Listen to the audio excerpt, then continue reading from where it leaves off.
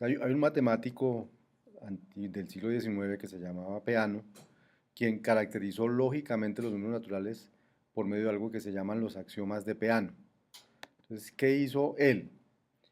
Él definió un símbolo constante, que es este que ven aquí, que es el que normalmente utilizamos para denotar el cero, que había podido ser cualquier símbolo que a él se le hubiera ocurrido para denotar el cero, pero fue ese, y entonces hoy en día la semántica de ese símbolo es asociada a lo que significa el cero, pero había podido ser cualquier símbolo, por eso se dice un símbolo de constante, que sirve para denotar el primer número natural.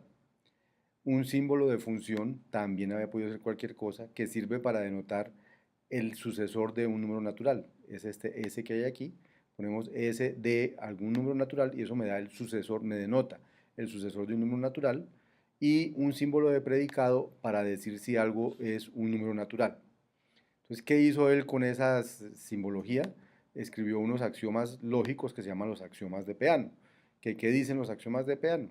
Dice, vea, el cero es un número natural, pero eso es puramente sintáctico, simbólico. Lo segundo que dijo, cualquier cosa que sea un número natural implica que el sucesor también es un número natural. O sea, si algo es un número natural, el sucesor también es un número natural. El tercer axioma, ¿qué dice? El tercer axioma dice, el cero es el primer número natural.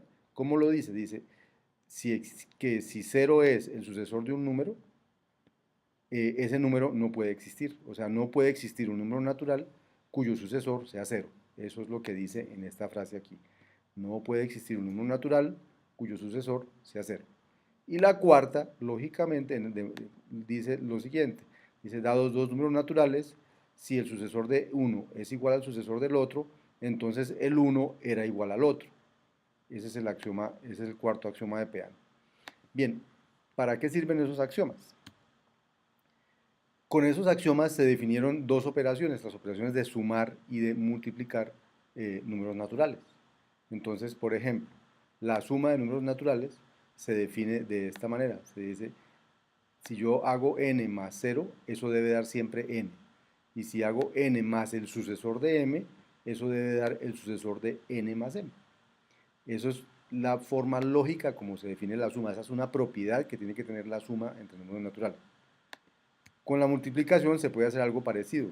Multiplicar n por 0 siempre da 0, y multiplicar n por el sucesor de alguien da n por m más n.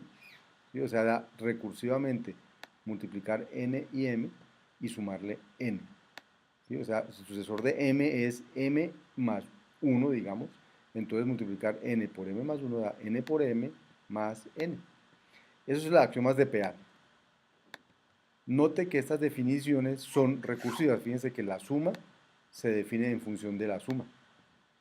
Y nótese que la multiplicación se define en función de la multiplicación. Entonces, la operación suma y la operación multiplicación son definidas recursivamente. Y la multiplicación no solamente es recursiva, sino que utiliza la suma en su definición. Bien, o sea que fíjense que los números naturales empiezan a ser naturalmente recursivos. No son naturalmente lo que nosotros lo conocemos, son naturalmente recursivos.